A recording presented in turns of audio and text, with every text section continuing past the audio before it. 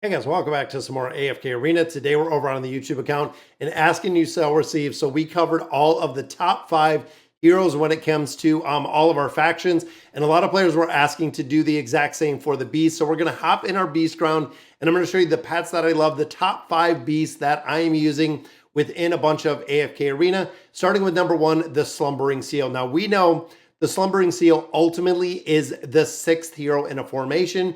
We're seeing the Slumbering Seal in the stall formation, also seeing it as some of the burst comps, working incredibly well. Now with the beasts particularly, the higher that you have them built up, the better they're going to perform. Now with that being said, beast resonance, you want to get to 12. Beast resonance 12 has been the goal for an incredible amount of time. If you've been playing, if you've been building up these beasts for a while, 12 should be pretty easy to get to. Once you get to 12, the next step after that one is, of course, getting to 18. But if you have at least that absolute baseline of 12, that means that as new beasts are released into AFK Arena, you're already going to have them built up to that level 12, which is going to be a game changer as you slowly take them beasts up to 15 and up to 18 ultimately. Once you get to 18, most people, including myself, have just said kind of forget it at that point. That is mercy. I'm not building them up any higher. You can see we're saving. We already have 700 baits. We're just sitting on them and I'm building them out kind of randomly. But looking at this one, because of the damage aspect that we have, the ability to buff up all of the attributes within formations makes the Slumbering Seal work incredibly well. Now, of course, looking at the 2 big abilities is the level 12. The enemy hit by the last wave is trapped in a bubble for several seconds. Damage taken by the enemy while trapped is increased. For beast damage, it's increased even further. That is right. So you're going to have the damage taken is going to be amplified.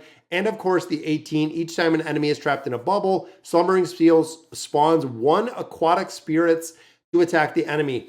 This is the way that he does damage. So once you do get the Slumbering Seal up to an 18, this is going to amplify the damage. And as you can see there, damage further equal to 10% of the enemy's max health. So as the enemy gets stronger, this enemy's max health is of course going to be increased up to 600% of the attack rating, meaning that the Slumbering Seal is going to do an incredible amount of damage, which is exactly why players do build and utilize the Slumbering Seal. Now looking at number 2, I'm going to put the Owl. Now the Flutterplume Owl, of course, a lot of different formations that we're seeing the owl in, and ultimately it is one of the few ones that gives haste. So that is the big thing. Also, when you get to the 12, time zones now prolong the duration of the allied buffs. So you're having a buffer in a bunch of different game modes, which of course is going to be the beast that we have in here, and reduces the duration of enemy buffs. So when you get buffers in there, so you think about it, now prolongs the duration of the allied buffs.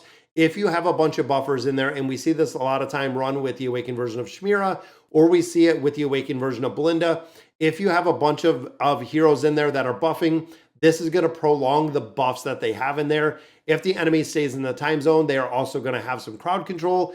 But looking at 18, time zones now last 10 seconds. Time zones now increase the haste of allied heroes in the zone and decrease the haste of enemy heroes. So we know haste is the biggest and the strongest attribute within AFK Arena. So we have a pet or a beast here that is going to buff the haste of the heroes, which again is kind of broken when they're in the time zone, making and really going through the ultimate abilities and the skills faster and faster because of the haste that we're picking up for the Owl, definitely making it well worth the build. Now, another one that I'm going to look at next is, of course, down here, which is the Shroomspouter. So overall, we didn't see essentially, and this is coming in at number 3, we didn't see the Shroomspouter used in a bunch of different places. However, now we're seeing the Shroomspouter actually used quite a bit and used in an aspect of the taunting ability. That is really the big thing. So what we're realizing is in a lot of different formations, we can put a lot more burst damage or buffers in there because we don't have to worry about the damage because they are taunting. That is right. To have this taunt go off, I believe it has to be at level 18. While using this skill, the Shroomspouter creates a phantom that appears by and taunts enemies within its range with the highest attack rating. So when you think of this, so the Shroomspouter pops out in the middle. It does this little cloud.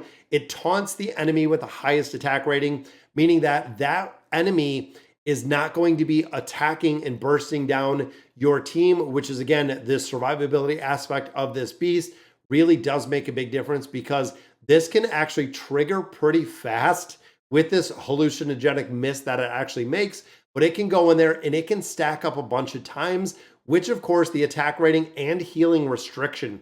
So if you have a team that has really high healing capacity, the Shroomspouter can not only taunt the highest enemy, meaning the damage isn't coming to your team, but they're also providing a nerf to their, or a disintegration to the attack rating and the healing restriction, so you can burst them down faster with the layers they're getting, which again makes a really big difference. Anytime you can stop them from healing is awesome to see.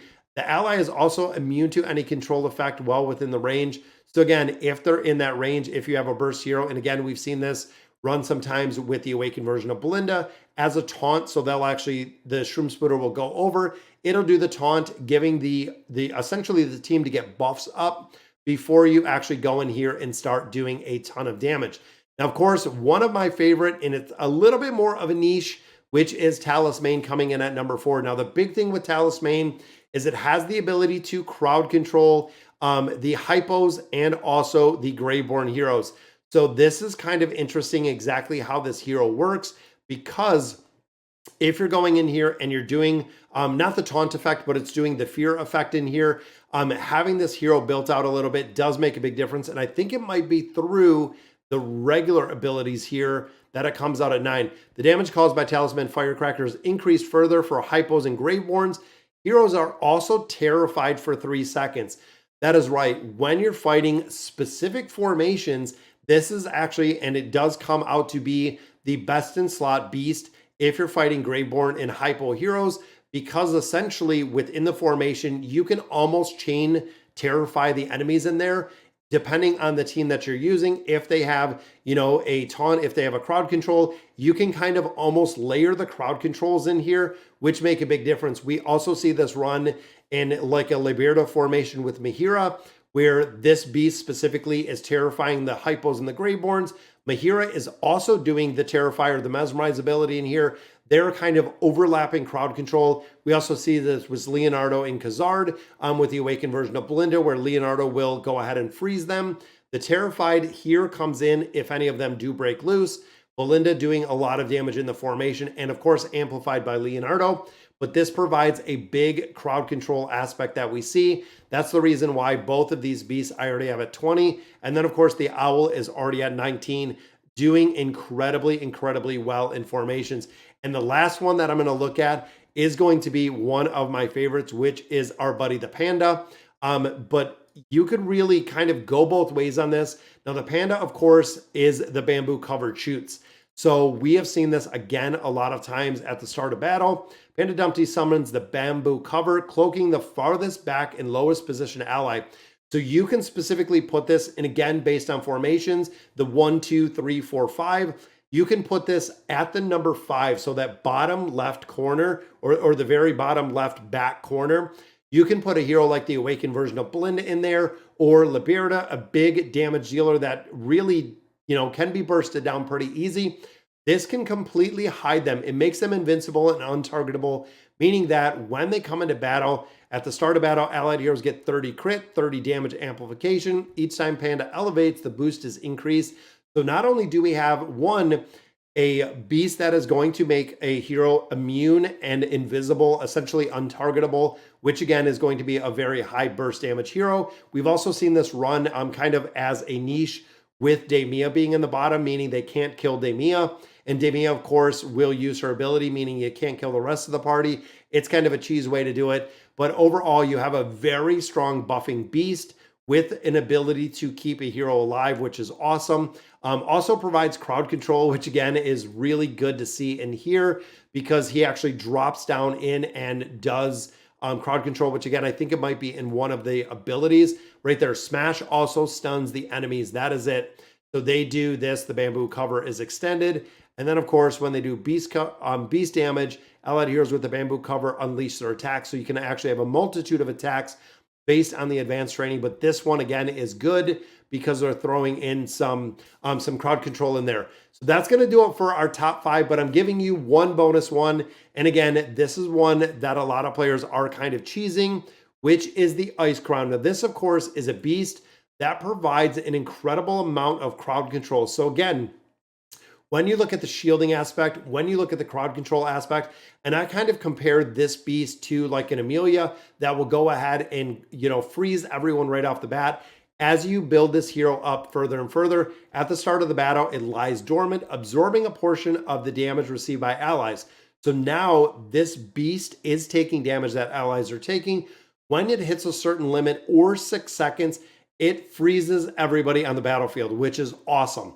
So you have an instant crowd control. Now this, of course, is going to buy a lot of time for those heroes like the awakened version of Lucius, Aethys, that has to build up, has to get the abilities out there, get the crowd control, get the shielding up, get the stats up to have the survivability. Now, of course, like I was saying, this beast is going to buy them time, allowing them to actually get the rest of their abilities up. And this, of course, is one that we're seeing quite a bit. Now, especially when it comes to the PvP aspect, this beast is really strong because of the crowd control aspect, but also the ability to reduce the haste.